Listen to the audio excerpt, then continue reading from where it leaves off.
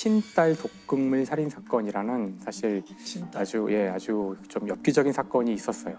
2003년 10월 12일 A 씨가 자신의 두 딸과 조카 셋을 데리고 수영장에 갑니다. 수영장에. 근데 수영장에서 9살짜리 둘째 딸이 거기서 사망하게 돼요.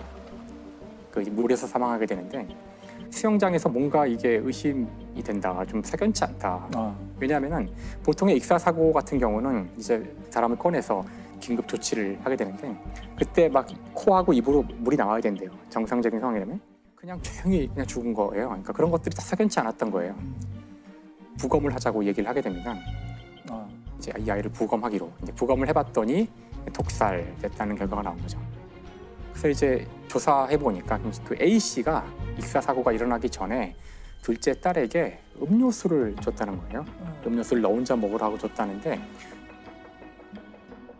실제 그 아이가 그 음료수를 이제 마시고 와서 다른 아이들한테 엄마가 나한테만 이거 줬어 하면서 이제 이야기를 한 목격자가 있고 하지만 이제 지금 이제 보셨지만 여기 그 결정적 증거는 없잖아요. 그래서 이제 2년 가까이 계속 그 수사가 진행되었다고 하더라고요. 이 증거를 찾기 위해서.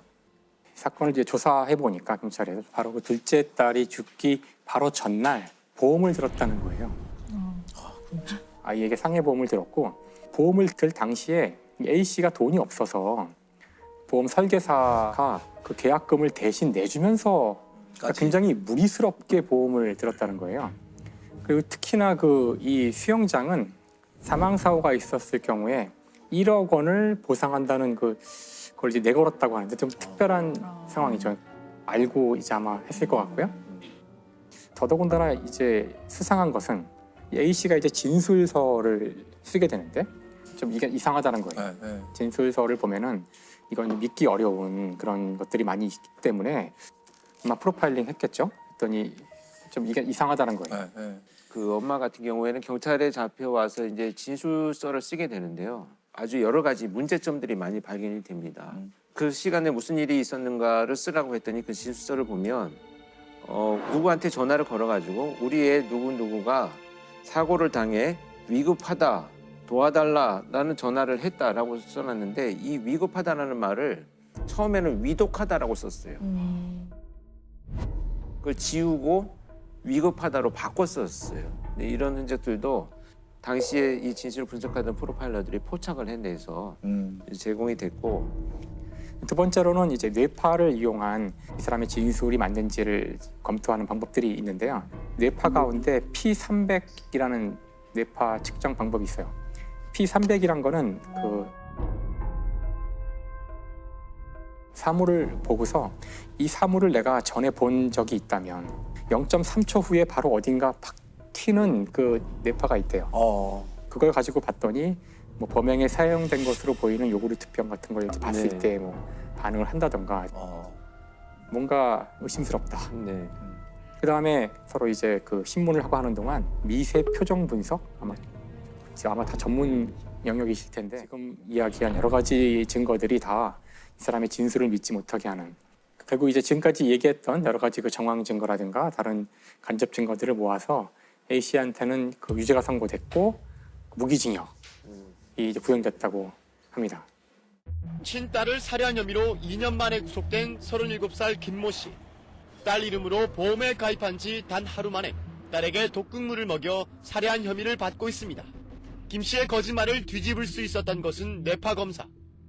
경찰은 김 씨에게 범행 당시 사용됐을 것으로 보이는 과자와 음료수를 보여줬더니 김 씨의 뇌파가 급격히 변하며 양성 반응을 보였습니다. 경찰은 살인 혐의로 구속영장을 신청했고 법원도 처음으로 뇌파 검사의 증거력을 인정해 구속영장을 발부했습니다. 그런데 이제 이걸로 이 사건이 끝나는 것이 아니라 조사 과정에서 이 내연남과 이제 통화한 여러 가지 기록들도 다 수사 대상이 되니까 그 내연남과 통화하는 중에 내연남이 이런 말을 해요. 너 또 약 먹였어? 뭐 이걸 변명을 할 수가 있겠지만 뭔가 이제 석연치 않은 거예요. 그렇죠. 그래서 이제 그 다른 범죄가 더 있을지도 모른다는 이제 의심이 들어서 이 A 씨의 주변을 이제 쭉 조사하다 보니 좀 이제 끔찍하다면 끔찍할 어떤 그 정황들이 나오기 시작하는 거예요. 그리고 이 A 씨의 남편이 2년 전에 죽었는데 이제 거기에도 이제 의혹이 있다고 알려져 있어요. 이 남편과 이 A 씨가 다른 집에 가서 김치를 담궈주는데 도와주러 갔대요. 김치도 먹고 보통 굴도 같이 먹잖아요. 네. 김치 담글 때. 그리고 집에 왔는데 A 씨가 이제 커피를 줬는데 그 커피를 마시고서는 갑자기 쓰러졌어요. 호흡 곤란과 뭐 가슴 통증, 막 몸이 뒤틀리고 그래가지고 이제 병원에 가서 결국 이제 사망했는데 그때 이제 이 A 씨는 의사에게 그 김치하고 생굴에 대한 이야기만 하고 커피 얘기는 하지 않았던 거죠. 의사한테는. 그래서 의사는 일단 굴에 의한 과민성 쇼크일 거라고 이제 진단을 했던 것 같아요. 당시는 그냥 그렇게 처리가 됐는데 새로운 상황에서 이 사건을 들여다보니까 이 죽은 남편에게 이 보험이 2개가 있었는데 이 사고 전에 4개의 보험을 더 든 거예요. 3,700만 원의 보험금을 받게 돼요. 근데 그때는 물론 의심하지 않았던 거죠. 더 이제 놀라운 것은 그 다음 해인데 2002년 그 A 씨의 친구가 있어요. 네. 그 A 씨가 그 친구와 같이 케이크를 이제 먹었는데 그리고서는 친구가 사망을 해요.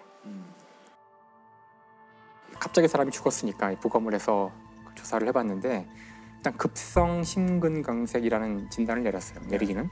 근데 이제 그 부검에 참여했던 그 수련이가 메모를 하나 해놨는데 약물 중독이 의심된다라고 써놓긴 했어요. 그러니까 약물 중독인 것 같긴 한데 뭐 확실하진 않고 이런 어쨌든 공식적으로는 그냥 심근경색에 의한 것으로 종료를 했는데 이 사건이 이제 엽기적인 이유는 이 죽은 이 친구가 사망하기 이 사건이 일어나기 직전에 생명보험에 들어요. 근데 정말 희한하게도 이 생명보험의 수혜자가 바로 이 A 씨예요. 되게 이상하죠. 왜 친구한테 그렇게 되지? 누가 생명보험을 들 때 자기 친척이나 자기 뭐 가족이 아니라 친구한테 드는 경우는 없잖아요. 죽은 친구의 남편이 진정서를 이제 수사기관에 제출했지만 증거가 부족하다는 이제 이유로 그냥 기각됐다고 하더라고요. 이미 다 그 2사람 다 시신이 다 벌써 처리가 돼가지고 다시 조사할 수 없는 상황이었다고 하더라고요. 결국 그래서 지금까지도 이 억울한 죽음의 원인이 풀리지 않은 거죠. 어떤 경우에는 보험금을 탈 뭐 사망 사건이나 이런 게 생겼을 경우 더 주도 면밀하게 조사하는 경우도 많이 봤고. 사실 그래서 제대로 보험금을 받아야 될 사람조차 그렇죠. 아주 고단한 그런 이 법정에 와서 오랫동안 싸워야 되는 일이 벌어지거나 하는 거죠. 2007년도에 충남의 한 마을에 있는 가족에게서 발생한 사건입니다. 이 남매들의 구성을 보면 이제 제일 큰 언니는 이제 직업을 얻어서 이제 마을을 떠났고 남아 있는 둘째가 고등학교 당시에 3학년이었었고 그 밑에 중학교 2학년. 그다음에 막내가 이제 초등학교 1학년이 있었어요. 막내 아들. 둘째부터 막내까지 그 같이 생활을 하면서 일어난 사건인데 2007년 5월 부모님이 일을 하러 나가셨는데 고등학교 3학년인 둘째가 셋째한테 이제 바깥에 어머니가 오시는지를 좀 나가봐라. 이렇게 해서 9시경에 이 중학교 2학년인 셋째는 이제 바깥에 어머니를 찾으러 나갑니다. 그런데 이제 한 30분이 지난 후에 9시 한 반경이 돼서 어머니가 집으로 들어오셨어요. 차를 가지고 집으로 들어오셨는데 마중을 나간 중학교 2학년짜리 이제 동생이 사라진 거예요. 마을 사람들하고 같이 막 이제 그 찾기 시작을 했는데 결국 발견을 못 합니다. 실종 신고를 하게 되죠. 어머니를 찾아 나선 여중생이 사흘째 소식이 끊겨 경찰이 수사에 나섰습니다. 중학생 15살 김모양이 집에서 300m 정도 떨어진 포도밭으로 어머니를 찾으러 간다며 집을 나선 뒤 사흘째 귀가하지 않아 수사하고 있다고 밝혔습니다. 근데 이제 작은 마을이었기 때문에 과연 이제 이것을 누군가 외지인이 와서 범행을 저지르거나 납치하기는 굉장히 적절하지 않은 시간과 장소다라고 판단을 해서 우선순위를 혹시 가족 내에서 어떤 뭐 갈등 관계나 이런 문제 때문에 발생하지 않았을까 이렇게 생각한 수사팀에서는 가족들하고 같이 생활을 하면서 여러 가지 이제 탐문 수사를 전개를 하죠. 그런데 어떤 이웃에서 이런 진술이 나옵니다. 실종된 아이와 그 위에 지금 남아 있는 둘째 와 사이가 별로 좋지 않다. 평소에 싸우기도 많이 하고 이런 이제 말들이 조금씩 들려오기 시작을 합니다. 그런데 이제 이렇게 실종 사건이 나서 형제들이 많게 되면요, 그 형제들마다 각각 담당 형사가 생겨요. 그러니까 이 형제들이 범죄의 어떤 타겟이 될 수 있으니까 네, 네. 학교도 뭐 데려다 주기도 하고 뭐 여러 가지 이유로 이제 전담 마크를 하는구나. 마크를 하게 되는데, 그런데 이 막내가 어느 날 갑자기 이렇게 얘기를 합니다. 사실 그 둘째 누나가 작은 누나를 그날 죽였다. TV를 보고 있었는데 거실에서 둘째 누나가 셋째 누나를 불러서 방에 갔는데 쾅 소리가 나길래 네. 가봤는데 누나가 죽어 있었다는 거죠. 그리고 사망한 누나를 산에 가서 묻어놓고 왔다. 이렇게 이제 진술을 합니다. 그 당사자인 둘째를 체포를 하죠. 네. 경찰서에 데리고 와가지고 추궁을 하기 시작을 합니다. 동생들이 다 이렇게 얘기했어. 너도 동생인데 시신이라도 빨리 찾아서 장례라도 치러줘야 되지 않겠니? 이렇게 이제 수사팀에서 자백을 하기 위해서 이제 대화를 나누기 시작을 하는데, 정말 끝까지 부인을 하다가 네. 밤늦은 시간에 눈물을 흘리면서 이제 자술서를 쓰기 시작을 합니다. 내가 죽였습니다.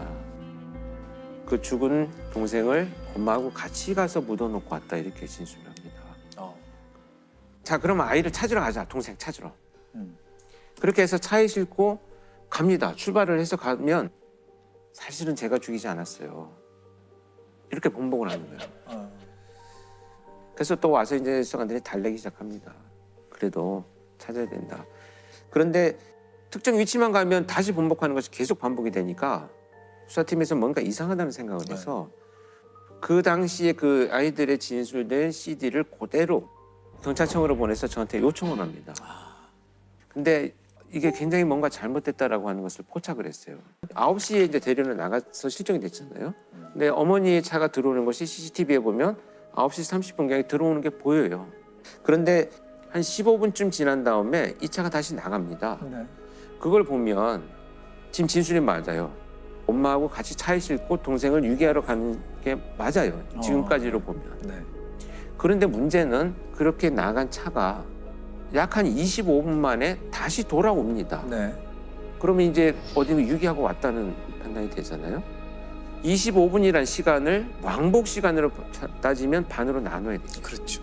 10분 차로 간 거리에서 내장을 하고 왔다면 수많은 경찰 기동대가 인근 수색을 엄청나게 하고 있었던 거거든요. 그렇다면 발견이 안 되기가 어렵다는 거죠.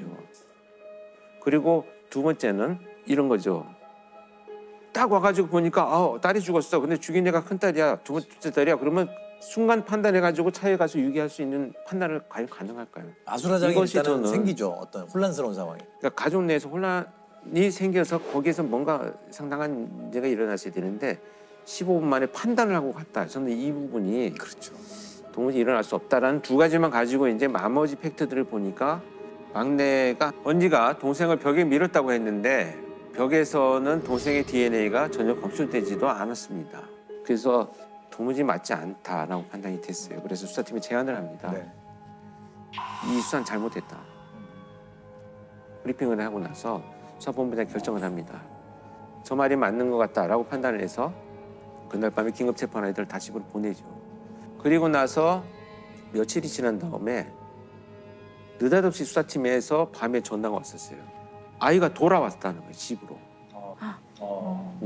이 아이가 집으로 돌아왔다.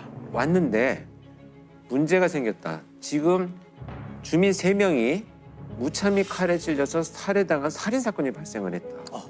그러니 살인사건에 대해서 또 분석을 해야 될 필요가 있다라는 전화를 저는 한꺼번에 받았던 거예요. 같은 지역에서 그죠?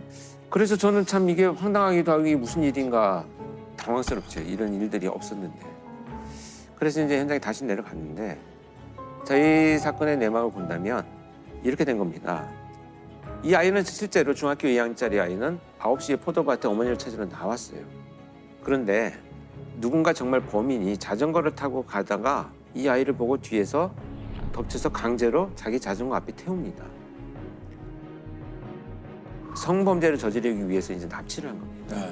움직이거나 고함을 치면 가만두지 않겠어라고 네. 위협을 하고 태워서 그 다른 마을인 자기 집으로 아이를 데리고 갑니다.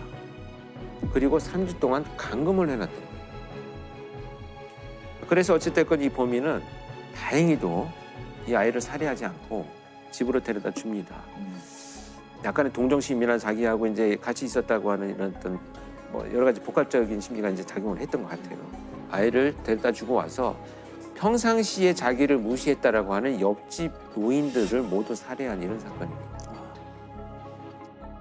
여중생을 납치해 22일 동안 감금하고 이웃 주민 3명을 살해한 혐의로 30대 용의자가 잡혔습니다. 15살 김모양이 납치돼 감금됐던 집입니다. 32살 이모 씨는 김양을 방 안 장롱 속에 가두어 20여일간 이웃의 눈을 피했습니다. 김양은 갇혀있는 동안 TV에서 자신을 찾는 뉴스가 나올 때마다 울기도 했지만 이 씨의 위협 때문에 탈출할 용기를 내지 못했습니다. 경찰에 붙잡힌 용의자 32살 이모 씨는 어제 오후 8시쯤 마을의 50대 부부 등 일가족 3명을 살해한 혐의도 받고 있습니다. 이 범인이 돌아가서 옆집에 사는 노모와 아들과 며느리를 살해한 거예요. 관계가 있는 사건이네요. 같은 한 명에 의한 살인 사건이 네. 된 거죠. 그런데 그 와중에 이 어린아이들의 자백들이 일어났던 거예요. 이해할 수 없는 네, 상황이네요. 정말 이해할 수 없는 상황이 네. 벌어진 거죠. 왜 그렇게 얘기를 했을까 같은. 네, 그게 이제 오늘의 이제 핵심적인 내용인데 제가 그 막내 입장에서 일단 먼저 한번 들여다봤습니다. 둘째와 셋째가 별로 사세가 안 좋았어 뭐 이런 얘기를 듣기 시작하면서 어떤 식의 질문을 했냐면 싸워서 서로 뭐 폭행하고 집을 나가는 적은 없어. 근데 집에 있을 때는 얼마나 싸워? 이런 식의 어떤 그 질문들을 여러 차례 이제 이어져 왔던 거예요. 뭔가 상황을 단정한 질문들을 그렇죠. 하게 이거 되는 소위 거죠. 이제 암시성 질문이라고 하죠. 이 아이의 진술을 보면 황소리가 나서 들어가 보니까 누나가 쓰러져 있어서 네. 내가 코에다 손을 탁 대봤더니 숨을 쉬지 않더라 이렇게 진술을 하거든요. 그냥 구체적으로. 네. 근데 이것을 나중에 이제 제가 그 분석을 해본 결과에 의하면 반복된 암시성 질문에 의한 작화 현상이라고. 작화 현상. 그러니까 이 아이들은 남을 속이려고 뭔가 없는 걸 꾸며내는 것이 아니고 반복된 피암시성이 있는 질문들을 계속 받으면 질문하는 사람의 의도에 따라서 답을 하려고 하는 경향성이 높아지는 것이 아동의 특성이거든요. 그래서 그런 현상들이 이제 일어난 거죠. 그 막내 허위 증언이 일단 첫째 누나까지 마음도 흔든 거잖아요. 지난번에 우리가 허위자백에서 받았던 상황의 압박을 전형적으로 받게 된 거죠. 자, 동생들이 모두 다 진술을 했고요. 네. 어머니가 체포가 됐습니다. 그러니까 지금 이 상황에서는 이 아이는 내가 어떤 말을 해도 지금 나를 아무도 믿어주지 않을 것이다라는 9시라는 늦은 시간에 동생을 내보냈다는 것에 대한 죄책감을 굉장히 많이 갖고 있었어요.